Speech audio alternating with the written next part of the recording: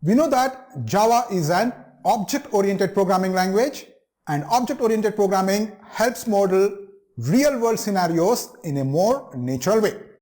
That makes Java a general-purpose programming language, and that's also a reason why Java is one of the most widely used languages.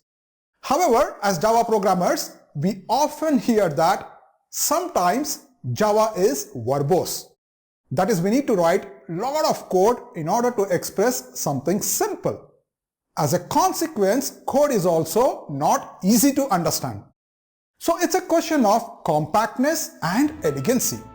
And Java designers wanted to address this, and Java 8 is a major step in this direction, and it is also one of the major Java releases. It incorporated functional style programming into the language, and functional programming is a programming paradigm which enables us to pass functions as arguments to methods. That is, pass behavior to methods in addition to primitives and object references. Features like Lambdas have been introduced for this, and they help in writing code that is compact, efficient, and also easily parallelizable. So a code that looked like this in pre-Java 8 world would now look as elegant and as compact as this.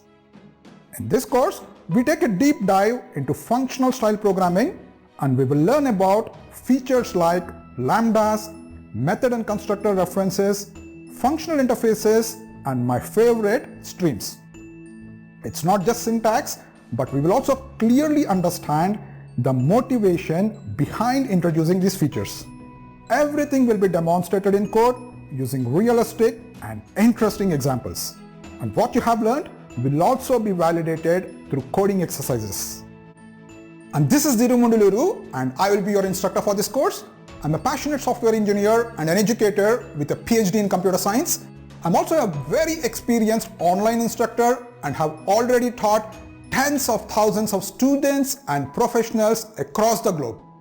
I also have several years of experience working as a principal software engineer, developing algorithms in areas such as search, data mining, and data integration, where we deal with tons and tons of data, and I have used Java for this.